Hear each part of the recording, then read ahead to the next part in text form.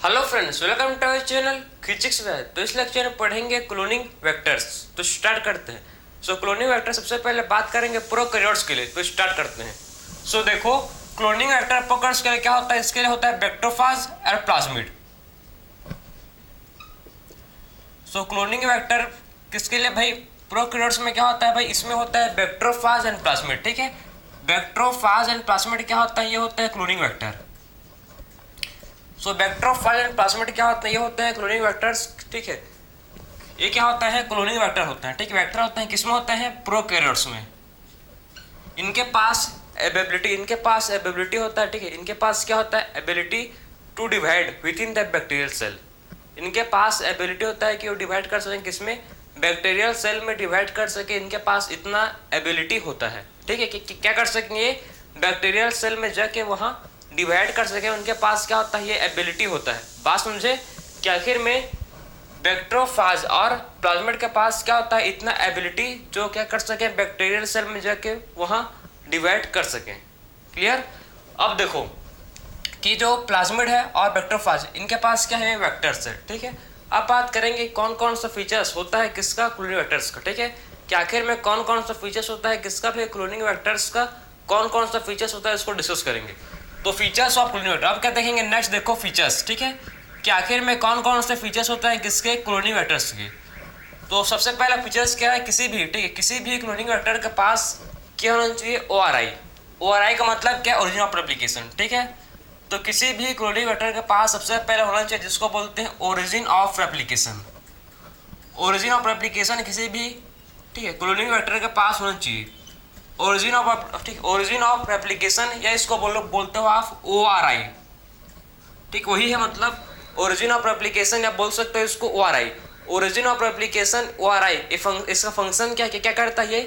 यहाँ से क्या होता है? रेप्लिकेशन स्टार्ट होता है। ठीक है, ओरिजिन ऑफ रेप्लिकेशन से ही क्या होता है? जो हम लोग का रेप्लिकेशन, DNA रेप्लिकेशन, ठीक है, वहीं से स्टार्ट होता है। ठीक है, सीक्वेंस वेयर रेप्लिकेशन स्टार्ट, ऐसा DNA का सीक्वेंस है जहाँ से क्या होता है? सीक्वेंस वेयर रेप्लिकेशन स्टार्ट, ऐसा सीक्वेंस जहां से क्या होता है? रेप्लिकेशन स्टार्ट होता है। ठीक है, तो ऐसा सीक्वेंस जहां से क्या होता है? रेप्लिकेशन स्टार्ट होता है, उसको बोलते हैं ORI। ठीक है, तो ORI क्या है? Origin of replication. Origin of replication जहां से क्या होता है? रेप्लिकेशन स्टार्ट होता है। ठीक है, तो ऐसा सीक्वेंस DNA का जहां से क्या होता है भाई? जहां से रेप्लिकेशन स्टार्ट होता है। ठीक है, तो DNA का ऐसा सीक्वेंस जहां से रेप्लिकेशन स्टार्ट होता है उसको बोलते हैं ORI। और ORI का फंक्शन क्या है? ये कंट्रोल करता है कॉपी नंबर को। ठीक है, फॉरेन DNA का जो कॉपी नंबर है उसको भी ये क्या करता है? कंट्रोल करता है। ठीक है, तो कंट्रोल द कॉपी नंबर। और क्या करता है भाई? कंट्रोल करता है किसको? कॉपी नंबर को कंट्रोल करता है किसका? फॉरेन DNA का। ठीक है, ORI क्या करता है? कॉपी नंबर को कंट्रोल करता है किसका? कॉपी नंबर को भाई? फॉरेन DNA का कॉपी नंबर को कंट्रोल करता है। बात समझे? तो ये सबसे पहले फीचर्स क्या होने चाहिए? किसी भी क्लोनिंग वेक्टर का सबसे पहला फीचर्स होना चाहिए ओरिजिन ऑफ रेप्लिकेशन। ठीक, और कोई भी क्लोनिंग वेक्टर है उसके पास क्या होना चाहिए? ओरिजिन ऑफ रेप्लिकेशन होना चाहिए। ठीक है, जहां से क्या होता है? रेप्लिकेशन स्टार्ट होता है। और किसको कंट्रोल करता है भाई? ये कंट्रोल करता है कॉपी नंबर को। ठीक है, अब बात करेंगे सेकंड फीचर्स जो होना चाहिए जिसको बोलते हैं सिलेक्टेबल मार्कर। किसी भी क्लोनिंग वेक्टर के पास क्या होना चाहिए? किसी भी क्लोनिंग वेक्टर के पास सिलेक्टेबल मार्कर होना चाहिए। ठीक है, तो किसी भी क्लोनिंग वेक्टर के पास क्या होना चाहिए भाई? उसके पास होना चाहिए सिलेक्टेबल मार्कर। सिलेक्टेबल मार्कर क्या करता है? ये हेल्प करता है आइडेंटिफाई करने में ट्रांसफॉर्मेंट और नॉन ट्रांसफॉर्मेंट को। ठीक है, सिलेक्टेबल मार्कर क्या करता है? सिलेक्टेबल मार्कर हेल्प करता है हम लोग को आइडेंटिफाई करने में ट्रांसफॉर्मेंट एंड नॉन ट्रांसफॉर्मेंट को। ठीक है, हम लोग सिलेक्टेबल मार्कर के हेल्प से पता कर सकते हैं कि ट्रांसफॉर्मेंट है कि नॉन ट्रांसफॉर्मेंट। मतलब क्या? देखो, ट्रांसफॉर्मेंट एंड नॉन ट्रांसफॉर्मेंट का मतलब क्या है? ठीक है, अगर रिकॉम्बिनेंट या नॉन रिकॉम्बिनेंट DNA, ठीक है, रिकॉम्बिनेंट DNA हो सकता है या फिर क्या हो सकता है? Non recombinant DNA। अगर होस्ट में इंसर्ट हुआ, होस्ट में इंट्रोड्यूस हुआ तो उसको बोलते हैं ट्रांसफॉर्मेंट। अगर होस्ट में गया तो उसको बोलते हैं ट्रांसफॉर्मेंट। अगर इंट्रोड्यूस हुआ है तो, अगर होस्ट में इंट्रोड्यूस नहीं हुआ, ठीक है, तो उसको बोलते हैं नॉन ट्रांसफॉर्मेंट। अगर होस्ट में इंट्रोड्यूस हुआ तो उसको बोलते हैं ट्रांसफॉर्मेंट। अगर होस्ट में इंट्रोड्यूस नहीं हुआ तो उसको बोलते हैं नॉन ट्रांसफॉर्मेंट। क्लियर हुआ आपको? तो सिलेक्टेबल मार्कर किसमें हेल्प करता है? सिलेक्टेबल मार्कर हेल्प करता है हम लोग किसमें? आइडेंटिफाइंग। ठीक, ये किसमें हेल्प करता है? आइडेंटिफाइंग।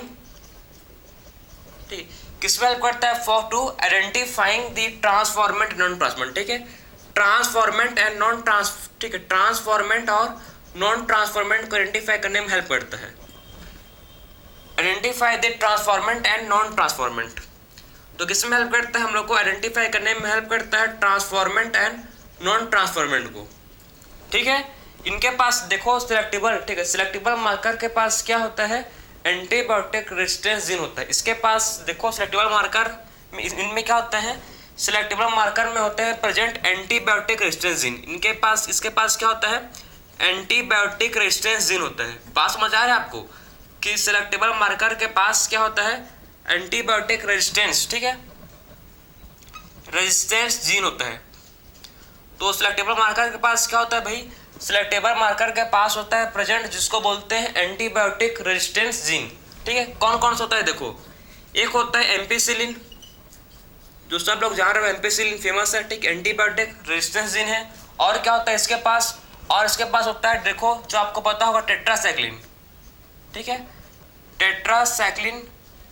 और होता है प्रेजेंट जिसको बोलते हैं, नेक्स्ट जो होता है प्रेजेंट केनामाइसिन, केनामाइसिन। और क्या होता है भाई? क्लोराएम्फिनॉल, ठीक, एक और होता है जिसको बोलते हैं क्लोराएम्फिनॉल, ठीक है, एक और होता है जिसको क्या बोलते हैं?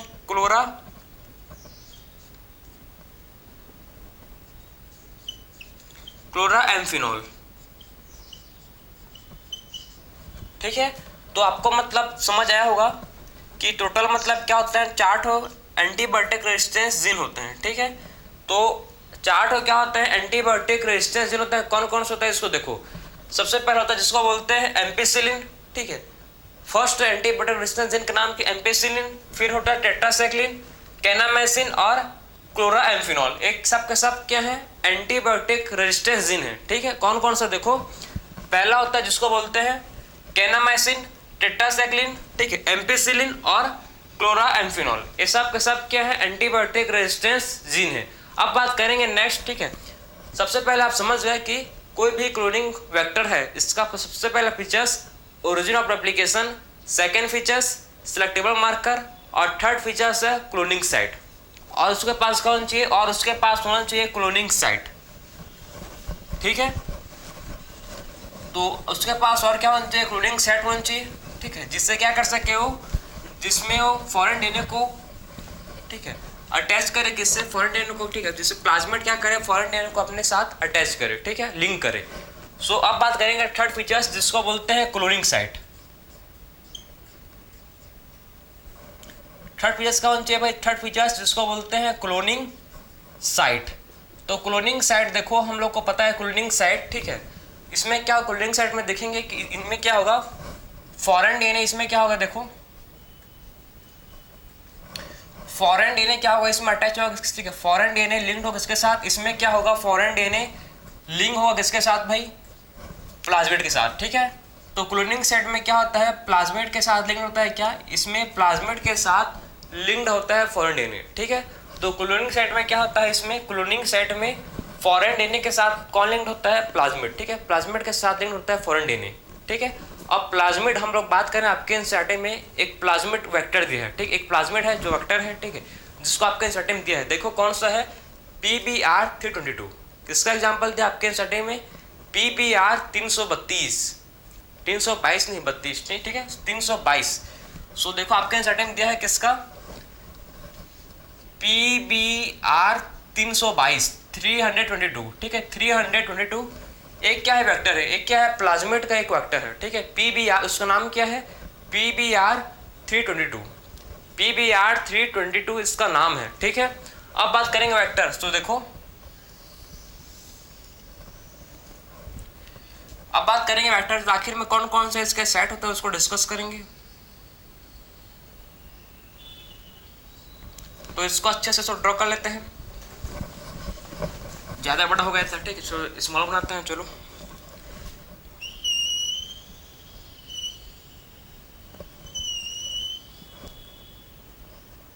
चलो। सो देखो इसमें कौन कौन से क्या होता है, इसमें कितने रेस्ट्रिक्शन सेट होता है उसको देखेंगे, ठीक है। तो इसमें कितने रेस्ट्रिक्शन सेट होता है उसको डिस्कस करेंगे।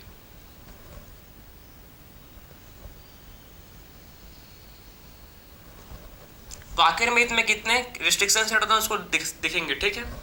सो देखो ये क्या है, ठीक है, हम लोगों ने ड्रॉ किया क्या, एक ठो PBR 322 है, ठीक है। इसमें देखेंगे कि इसमें 2 क्या होता है, इसमें 2 ठो सिलेक्टेबल मार्कर, इसमें 2 क्या होता है, इसमें 2 ठो, ठीक है, 2 सिलेक्टेबल मार्कर होता है प्रेजेंट। इनमें क्या होता है, 2 ठो सिलेक्टेबल मार्कर होता है। एक होता है क्या आपको पता है, एक क्या होता है एम्पिसिलिन, ठीक, एक होता है एम्पिसिलिन रेजिस्टेंसिन, एम्पिसिलिन रेजिस्टेंसिन, और दूसरा होता है टेट्रासाइक्लिन रेजिस्टेंस। इनके पास क्या होता है, प्लाज्मिड के पास 2 ठो क्या है सिलेक्टेबल मार्कर है, ठीक है। प्लाज्मिड के पास क्या है भाई, 2 सिलेक्टेबल मार्कर, 2 ठो क्या है इसके पास सिलेक्टेबल मार्कर है। एक को बोलते हैं एम्पिसिलिन रेजिस्टेंसिन, सेकंड क्या है टेट्रासाइक्लिन रेजिस्टेंसिन, ठीक है। और टेट्रासाइक्लिन, ठीक है, रेजिस्टेंसिन के पास 2 ठो क्या है, इसके पास 2 रिकॉग्निशन साइट है। कौन कौन सा है, एक को बोलते हैं BAM-H1, ठीक है, और दूसरा जिसको बोलते हैं SAL1। तो रेजिस्ट्रिक्स, ठीक है, टेट्रासाइक्लिन रेजिस्टेंस जिन के पास 2 इसके पास 2 क्या है, इसके पास 2 रिकॉग्निशन साइट है। एक को बोलते हैं BAM-H1 और दूसरे को बोलते हैं SAL1। वही सेम बात करेंगे एम्पिसिलिन, ठीक है। तो एम्पिसिलिन के पास भी 2 ठो क्या है, इसके पास 2 ठो रिकॉग्निशन साइट है। कौन कौन सा देखो, एक है PV, ठीक है, PVU1, और दूसरा क्या है इसके पास PHT1, ठीक, इसके पास भी क्या है 2 ठो रिस्ट्रिक्शन साइट, जिसको बोलते हैं, एक को बोलते हैं PVU1 और दूसरा क्या है PHT1। और बात करेंगे देखो इसके अपर पार्ट, ठीक है, यहाँ पर क्या होता है, यहाँ पर होते हैं ORI, यहाँ पर क्या है भाई जिसको बोलते हैं ORI। ORI क्या आपको पता है, समझाया था मैं आपको। ORI मतलब ओरिजिन ऑफ रेप्लिकेशन, जहाँ से क्या होगा, जहाँ से रेप्लिकेशन स्टार्ट होगा, ठीक, उसी पोर्शन को बोलते हैं ORI, ओरिजिन ऑफ रेप्लिकेशन, जहाँ से क्या होगा रेप्लिकेशन शुरू होगा, स्टार्ट होगा, ठीक। तो ORI से क्या होगा, रेप्लिकेशन शुरू होगा।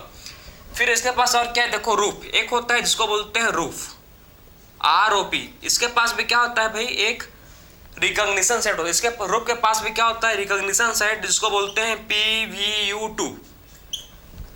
इसके पास भी क्या होता है, रूफ के पास भी रिस्ट्रिक्शन, ठीक है, रिस्ट्रिक्शन, ठीक है, रिकॉग्निशन साइट, रिस्ट्रिक्शन नहीं रिकॉग्निशन साइट, जिसको बोलते हैं PVU2। आपको अपर पार्ट में दिखेगा 3 ठो, ठीक, इसके अपर पार्ट में आपको दिखेगा 3 ठो रिकॉग्निशन साइट। पहले क्या होता है देखो, एक होता है, दूसरा होता है, फिर तीसरा देखेंगे। पहला होता है जिसको बोलते हैं ECOR1, ठीक है, ECOR1। सेकंड होता है जिसको बोलते हैं CLA1, और थर्ड होता है जिसको बोलते हैं HIND3, ठीक है। तो ये था आपका वेक्टर PBR 322। एक इसका वेक्टर है प्लाज्मिड वेक्टर, जिसका नाम क्या है PBR 322, ठीक है, PBR 322 जो प्लाज्मिड का एक वेक्टर है। PBR 322 एक वेक्टर है जिसके पास टोटल 8 रिकॉग्निशन साइट है, जिसके पास 8 ठो, ठीक, जिसके पास 8 रिकॉग्निशन साइट है। कौन कौन सा है इसको गो थ्रू कर लो आप। सबसे पहले आपको देखेगा इसमें देखो, इसके पास सबसे पहले मतलब 2 ठो सिलेक्टेबल मार्कर है। एक को बोलते हैं एम्पिसिलिन रेजिस्टेंसिन, सेकंड इसके पास सिलेक्टेबल मार्कर जिसको बोलते हैं टेट्रासाइक्लिन रेजिस्टेंसिन, ठीक है। एम्पिसिलिन के पास 2 ठो क्या है रिकॉग्निशन साइट, एक को बोलते हैं PVU1 और दूसरा होता है PHT1। वही सेम बात करेंगे, टेट्रासाइक्लिन के पास 2 ठो क्या होता है, ठीक है, रिकॉग्निशन साइट, एक को बोलते हैं BAM-H1 और दूसरे को बोलते हैं SAL1। नीचे में होता है एक और रिकॉग्निशन साइट PVU2, ऊपर में ECOR1, CLA1 और HIND2। ये था आपका स्ट्रक्चर किसका, PBR 322, 32 नहीं 22, ठीक है, 22। तो एक इसका स्ट्रक्चर है PBR 322 का, ठीक। ये था प्लाज्मिड वेक्टर। अब बात करेंगे कैसे हम लोग, ठीक है, फॉरेन DNA को लिंक करेंगे, किसके साथ, फॉरेन DNA को लिंक करेंगे किसके साथ, प्लाज्मिड के साथ। तो आप ध्यान से आप समझना, ध्यान से आप समझो कि फॉरेन DNA, ठीक है, फॉरेन DNA है ये।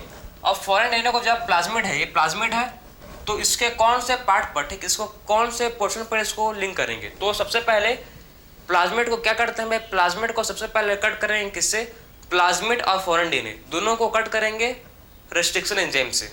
रेस्ट्रिक्शन एंडोन्यूक्लियस से क्या करेंगे, दोनों को, ठीक है, प्लाज्मिड को भी और फॉरेन DNA को, दोनों को स्पेसिफिक पोजीशन पर, ठीक है, स्पेसिफिक पैलिंड्रोमिक सीक्वेंस पर ही क्या करेंगे, उसको कट करेंगे, ठीक है। तो हम लोग देखो, हम लोग लेंगे क्या, टेट्रासाइक्लिन, ठीक है, सिलेक्टेबल मार्कर लेंगे। सिलेक्टेबल मार्कर कौन सा है, टेट्रासाइक्लिन रेजिस्टेंस जीन, ठीक। इस पर रिकॉग्निशन साइट कौन कौन सा है, BAM-H1 SAL1, ठीक है। तो इसको हम लोग कट करेंगे, देखो ठीक है, प्लाज्मिड से, ठीक है, रेस्ट्रिक्शन एंडोन्यूक्लियस से, रेस्ट्रिक्शन एंडोन्यूक्लियस से हम लोग कट करेंगे कहाँ पर, इसको कट करेंगे बैम H1 पर। जब हम लोग देखो, जब हम लोग इसको बैम H1 पर, ठीक है, अगर हम प्लाज्मिड को, अब ध्यान से देखो, PBr 322, ठीक है, इसको कट कर, अगर इसको हम लोग कट करेंगे कहाँ पर, बैम H1, ठीक है, बैम H1 रिकॉग्निशन साइट पर इसको जब कट करेंगे, ठीक है, तो क्या हुआ इससे, तो जो रेजिस्टेंस था, ठीक है, जो टेट्रासाइक्लिन के लिए रेजिस्टेंस था उसको खो देगा ये। पहले उसको आप काट के निकाल दे रहे हो, ठीक, और उसको जगह में फॉरेन लगा रहे हो, ठीक है। अब जो टेट्रासाइक्लिन, ठीक, रेजिस्टेंस जिन को आप काट के निकाल दे रहे हो, ठीक, और उसके जगह में क्या लगा रहे हो, उसके प्लेस पर आप लगा रहे हो एंटीबायोटिक, उसके जगह पर क्या लगा रहे हो आप, उसके प्लेस पर आप लगा रहे हो फॉरेन डीएनए। तो क्या होगा भाई, ये जो टेट्रासाइक्लिन का रेजिस्टेंस था उसको खो देगा। क्या खो देगा, ये जो टेट्रासाइक्लिन के लिए क्या था, ये रेजिस्टेंस था, ठीक है, जो टेट्रासाइक्लिन के लिए रेजिस्टेंस था उसको ये खो देगा। बात समझ आ रहा है, जो टेट्रासाइक्लिन के लिए रेजिस्टेंस था उसको ये खो देगा। तो आप देखो, अब देखेंगे प्रोसेस कि आखिर में कैसे इसका प्रोसेस होता है, ठीक है। तो आखिर में कैसे इसका प्रोसेस होता है उसको देखो भाई, बहुत ही इंपॉर्टेंट है, ठीक है, बहुत ही इंटरेस्टिंग भी है, बहुत ही लंबा भी है, बहुत ही, ठीक है, बहुत ही है। तो चलो देखो, देखो, ये आपका है फॉरेन डीएनए, ठीक, ये क्या है, फॉरेन डीएनए आपका, और ये प्लाज्मिड, ठीक, ये फॉरेन डीएनए प्लाज्मिड है। प्लाज्मिड आपने कहाँ पर निकाला, कट के आपने बैम H1, ठीक है, बैम H1 को एम्पेसिलिन रेजिस्टेंस जिन, ठीक है, और आपने, ठीक है, बैम H1 को काट दिया है, मतलब बैम H1 पार्ट में, मतलब पार्ट को काट के निकाल दिया, उसको जो है आप क्या करोगे, अब यहाँ पर फॉरेन डीएनए लगाओगे, यहाँ पर क्या करोगे, अटैच, यहाँ पर लिंक करोगे फॉरेन डीएनए को, ठीक है। तो इसके क्या हो सकता है, देखो इसके टू पॉसिबिलिटी आ सकते हैं। पहला पॉसिबिलिटी क्या है, पहला पॉसिबिलिटी है कि जो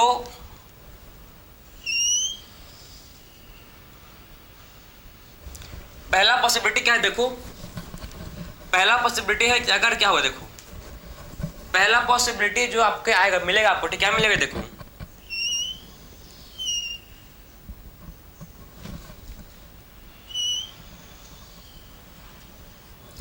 पहला पॉसिबिलिटी है कि आपका जो फॉरेन डीएनए है, ठीक है, फॉरेन डीएनए प्लाज्मिड के साथ अटैच हो चुका है, लिंक हो चुका है, ठीक है। पहला क्या आएगा, पहला जो पॉसिबिलिटी आएगा कि फॉरेन डीएनए लिंक हो चुका है, फॉरेन डीएनए प्लाज्मिड के साथ जुड़ चुका है। पहला क्या है, फॉरेन डीएनए प्लाज्मिड के साथ जुड़ जाएगा, पहला पॉसिबिलिटी। सेकंड पॉसिबिलिटी आएगा कि जो आपका प्लाज्मिड है, ठीक है, प्लाज्मिड आपस, ठीक है, प्लाज्मिड, जो प्लाज्मिड था ये फिर से आपस में जुड़ गया, प्लाज्मिड क्या फिर से आपस में जुड़ गया, ठीक है। तो ये क्या एम्पेसिलिन रेजिस्टेंस जीन, ये एम्पेसिलिन रेजिस्टेंस जीन, और ये है टेट्रासाइक्लिन रेजिस्टेंस जीन। बात समझे कि सेकंड पॉसिबिलिटी क्या है कि जो प्लाज्मिड था वो फिर से जुड़ गया, प्लाज्मिड फिर से जुड़ गया, ये क्या था आपका सेकंड पॉसिबिलिटी। बात समझे, पहला पॉसिबिलिटी कि आपका जो फॉरेन डीएनए था वो प्लाज्मिड के साथ अटैच हो गया, ठीक है, जुड़ गया। सेकंड पॉसिबिलिटी क्या है कि आपका जो फॉरेन डीएनए था, फॉरेन डीएनए प्लाज्मिड के साथ नहीं जुड़ा, ठीक है, फॉरेन डीएनए प्लाज्मिड के साथ नहीं जुड़ा, आपस में फिर से जो प्लाज्मिड था वो फिर से आपस में जुड़ गया, ये था आपका सेकंड पॉसिबिलिटी। अब क्या करोगे, इसको देखो, अब अगर इसको होस्ट में ट्रांसफर, अब क्या करोगे आप, इसको क्या करोगे आप, होस्ट में ट्रांसफर करोगे, ठीक है। तो आप इसको क्या करोगे, आप देखो नेक्स्ट क्या है हम लोग का पॉसिबिलिटी मिलेगा हम लोग को, आप क्या करोगे, इसको होस्ट पर ट्रांसफर, ठीक है, इसको क्या करोगे आप, होस्ट पर ट्रांसफर करोगे, ठीक है। जब इसको आप होस्ट पर क्या करोगे, इंट्रोड्यूस करोगे, बात समझ आ रहा है। अब क्या करोगे आप, इसको होस्ट में ट्रांसफर करोगे, ठीक, क्या करोगे, नेक्स्ट स्टेप है आप इसको होस्ट में ट्रांसफर करोगे। तो ट्रांसफर जब करोगे, ठीक है, जब इसको आप ट्रांसफर करोगे तो आपके पास फिर से टिंट हो क्या आएगा, पॉसिबिलिटी आएगा, ठीक है, आपके पास टिंट हो पॉसिबिलिटी फिर से आएगा। जब इसको, ठीक है, रिकॉम्बिनेंट एंड एक क्या है भाई, ये है आपका, देखो नॉन रिकॉम्बिनेंट, इसको बोलेंगे क्या, ये है नॉन रिकॉम्बिनेंट डीएनए, ये है नॉन रिकॉम्बिनेंट डीएनए, ठीक है। और ये क्या है, देखो इसको बोलेंगे रिकॉम्बिनेंट डीएनए, ये क्या है, रिकॉम्बिनेंट डीएनए, ठीक है। तो पहले क्या था, बात समझे, एक था नॉन रिकॉम्बिनेंट डीएनए और दूसरा क्या है, रिकॉम्बिनेंट डीएनए। तो आपके पास फिर से दो पॉसिबिलिटी आएगा, ठीक है, आपके पास फिर से क्या आएगा, टू पॉसिबिलिटी कि देख मतलब सॉरी आपके पास अब 3 तो पॉसिबिलिटी आएंगे, ठीक है। पहला क्या है, देखो पहला कि जो आपका रिकॉम्बिनेंट डीएनए है, ठीक है, वो होस्ट में ट्रांसफर होगा। आप समझना ध्यान से, एक तो होस्ट में ट्रांसफर हो जाएगा, दूसरा हो जाएगा और तीसरा में होगा ही नहीं।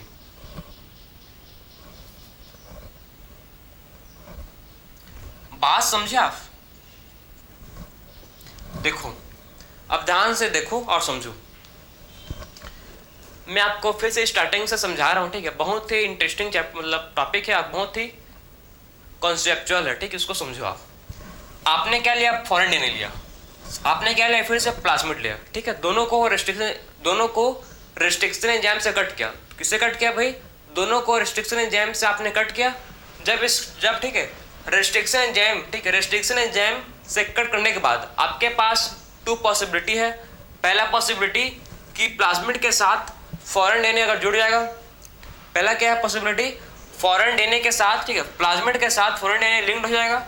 सेकंड पॉसिबिलिटी है कि फॉरेन डीएनए के साथ मतलब प्लाज्मिड के साथ फॉरेन डीएनए अटैच नहीं होगा, आपस में फिर से प्लाज्मिड जुड़ जाएगा, आपस में लाइगेज, ठीक है, लाइगेज के हेल्प से प्लाज्मिड फिर से जुड़ जाएगा, अपने आप ही जुड़ जाएगा, ठीक है। सेकंड पॉसिबिलिटी क्या है कि आपस में फिर से मतलब अपने आप ही क्या होगा, जो अपने आप ही जो प्लाज्मिड था वो जुड़ जाएगा, किसके हेल्प से, डीएनए लाइगेज, ठीक। अब देखो जब इसको आप क्या करोगे, होस्ट में ट्रांसफर, ठीक है। अब जब इसका करोगे, इसको होस्ट में ट्रांसफर करोगे, तो पहला सिचुएशन है कि ये होस्ट पे एंटर करेगा रिकॉम्बिनेंट डीएनए, सेकेंड है नॉन रिकॉम्बिनेंट डीएनए पे एंटर करेगा, और थर्ड क्या है कि रिकॉम्बिनेंट डीएनए मतलब एंटर होस्ट पर जाएगा ही नहीं, होस्ट में जाएगा ही नहीं, ठीक है। और जो होस्ट में एंटर करेगा, ठीक है, जो भी रिकॉम्बिनेंट बोल सकते हैं, नॉन रिकॉम्बिनेंट डीएनए जो होस्ट में एंटर करेगा, इनको बोलते हैं ट्रांसफॉर्मेंट, क्योंकि इनका ट्रांसफॉर्मेशन हुआ है, ठीक है, इनको बोलते हैं ट्रांसफॉर्मेंट। अगर ये होस्ट में गए ही नहीं, ठीक है, अगर ये होस्ट में गए ही नहीं है तो इसको बोलते हैं नॉन ट्रांसफॉर्मेंट। क्या बोलते हैं भाई इसको? अगर ये होस्ट में गए ही नहीं है, ठीक है, तो इसको बोलते हैं नॉन ट्रांसफॉर्मेंट। बात समझे? अगर ये होस्ट में जाएगा, ठीक है, तो इसको बोलते हैं ट्रांसफॉर्मेंट, अगर होस्ट में नहीं गया है तो इसको बोलते हैं नॉन ट्रांसफॉर्मेंट।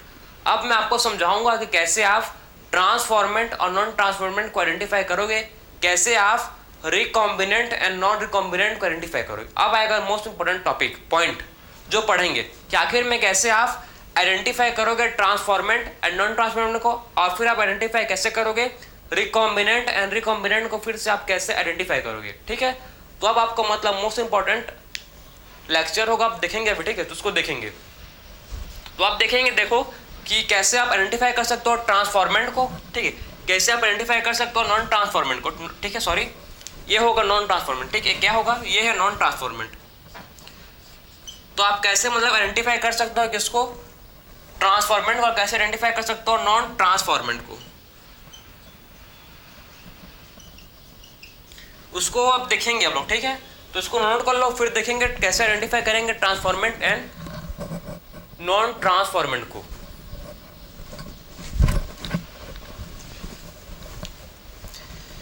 सो देखो कैसे आइडेंटिफाई करेंगे भैया।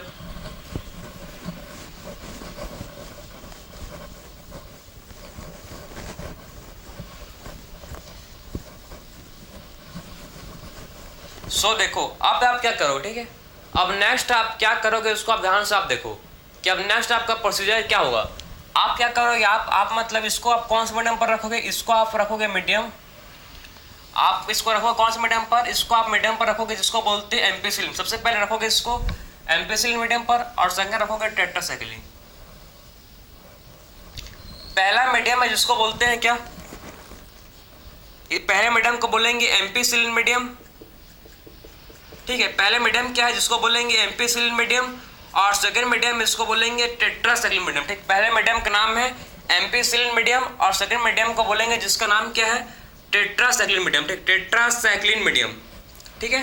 तो टेट्रासाइक्लिन मीडियम, तो पहला मीडियम है एम्पिसिलिन मीडियम और दूसरा क्या है टेट्रासाइक्लिन मीडियम। पहले मीडियम में, ठीक, अगर देखो इसमें जो ट्रांसफॉर्मेंट था, ये समझो एक क्या है आपका, एक तो हो गया आपका ट्रांसफॉर्मेंट, एक हो गया आपका नॉन ट्रांसफॉर्मेंट, और एक क्या हो गया आप गए नहीं, ठीक है। तो जो आप समझो बात को, एक क्या है आपका नॉन ट्रांसफॉर्मेंट, ठीक है, तो एक क्या है आपका रिकॉम्बिनेंट, ये है आपका रिकॉम्बिनेंट,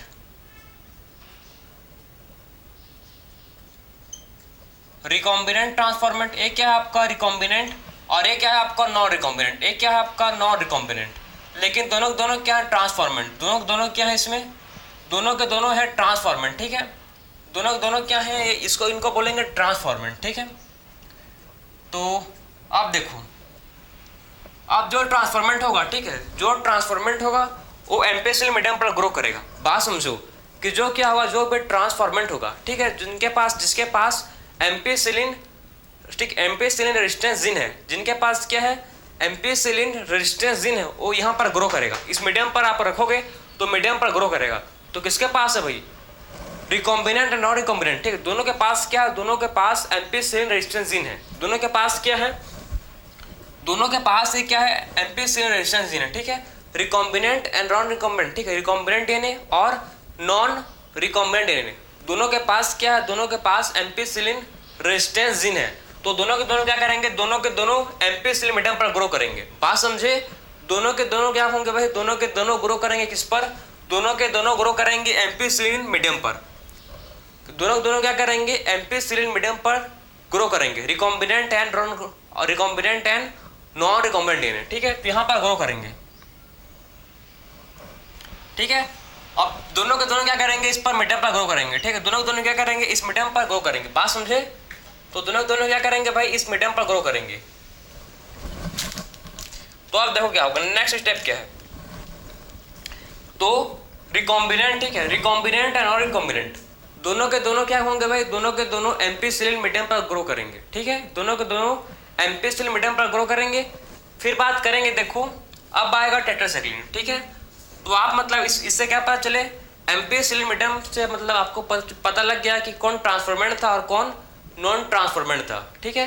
एम्पिसिलिन मीडियम से क्या पता चल गया आपको, एम्पिसिलिन मीडियम से आपको पता चल गया कि कौन ट्रांसफॉर्मेंट, क्योंकि एम्पिसिलिन मीडियम पर खाली ट्रांसफॉर्मेंट को इसमें क्या करेंगे भाई, ओनली ट्रांसफॉर्मेंट ग्रो करेंगे, एम्पिसिलिन मीडियम पर ओनली ट्रांसफॉर्मेंट ग्रो करेंगे और नॉन ट्रांसफॉर्मेंट मर जाएगा, खत्म हो जाएगा, एलिमिनेट हो जाएगा, जिसको बोलते हैं वो क्या हो जाएगा भाई, नॉन ट्रांसफॉर्मेंट एलिमिनेट हो जाएगा, ठीक है।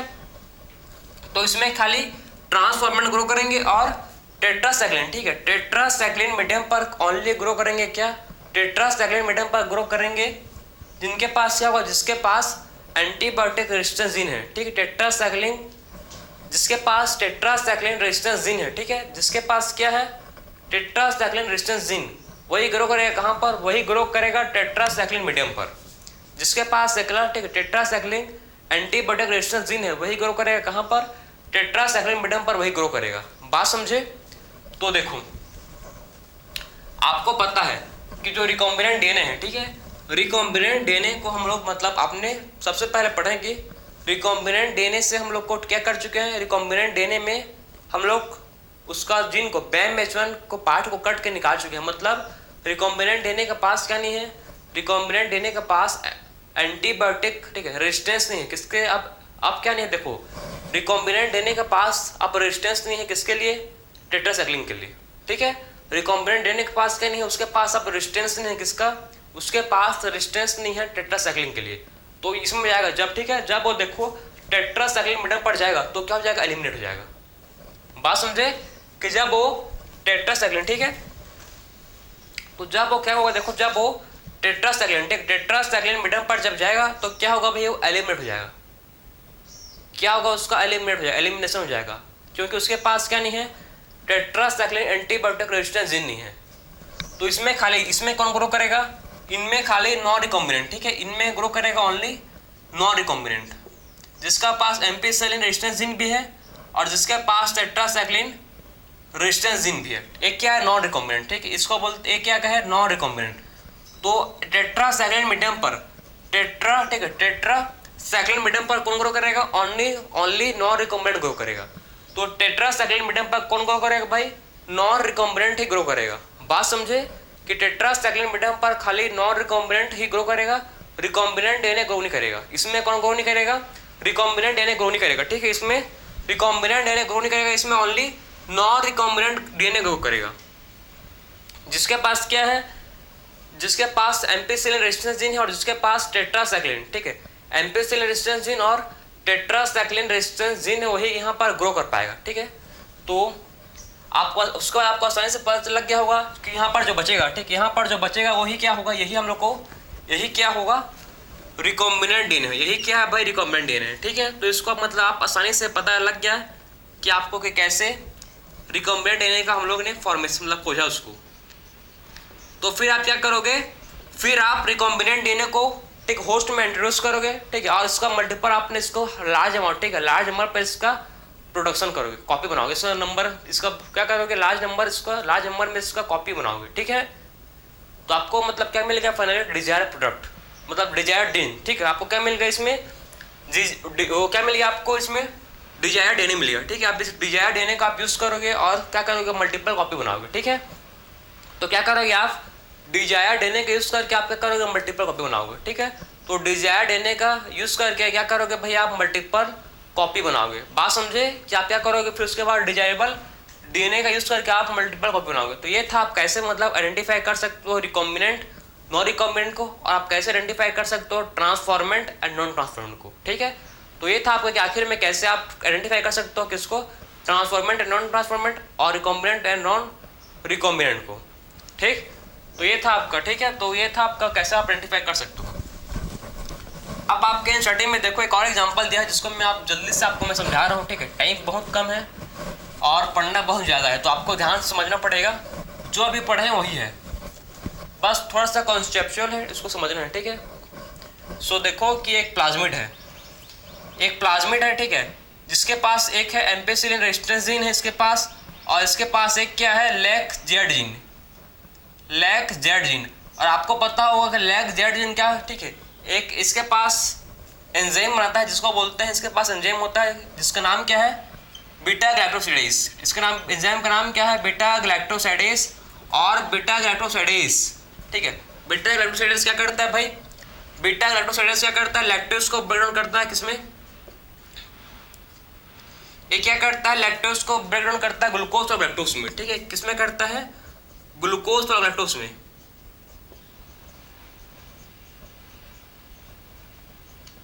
ठीक। तो आपको पता है कि लैक्सिन जिसके पास क्या होता है, एक एंजाइम जिसको बोलते हैं बीटा ग्लाइकोसाइडेज, ठीक है, जो क्या करता है, लैक्टोज को ब्रेक करता है, किसमें, लैक्टोज को ब्रेक करता है ग्लूकोज में और ग्लैक्टोज में, ठीक है। जो क्या करता है, लैक्टोज को ब्रेक करता है जिसको बोलते हैं ग्लूकोज और ग्लैक्टोज में।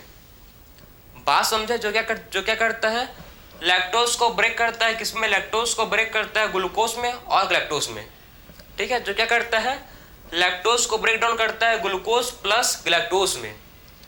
बात समझ आया आपको कि लैक्सिन क्या करता है, इसके पास एंजाइम होता है जिसको बोलते हैं बीटा ग्लाइकोसाइडेज, जो क्या करता है, लैक्टोज को ब्रेक करता है ग्लूकोज प्लस ग्लैक्टोज में। फिर बात करेंगे नेक्स्ट, ठीक है, नेक्स्ट बात करेंगे, देखो कि नेक्स्ट क्या बात करेंगे कि बीटा ग्लाइकोसाइडेज क्या करता है, ब्रेक करता है ग्लूकोज को, किसमें, ठीक है, लैक्टोज को ग्लूकोज और ग्लैक्टोज में।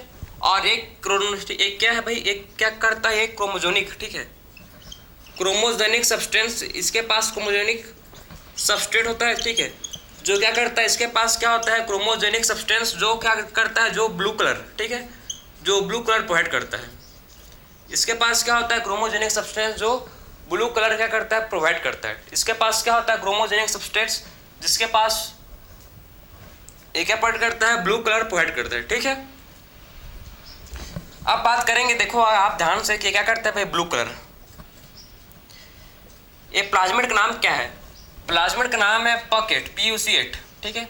प्लाज्मिड कौन सा है, PUC8, ठीक है, जिसके पास एक है एम्पेसिलिन रेजिस्टेंस जीन और जिसके पास और क्या है, लैक जेड जीन।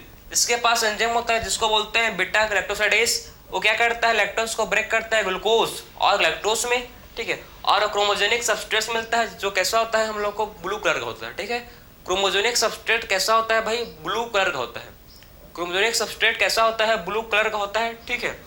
तो अब देखो बात करेंगे हम, ठीक, अब लोग क्या बात करेंगे, अब हम लोग बात करेंगे नेक्स्ट कि जब, ठीक है, अब देखो कि अगर आपने, ठीक, अगर आपने इसको मतलब अपने मतलब प्लाज्मिड में फॉरेन डीएनए, अगर आपने प्लाज्मिड में, ये प्लाज्मिड है, ठीक है, पॉकेट, अगर आपने इसमें फॉरेन डीएनए को अटैच किया, इसमें आपने क्या किया है, फॉरेन डीएनए को लिंक किया, तो आप क्या करोगे, आप इसको मतलब लैग जीन को काट दोगे, ठीक है।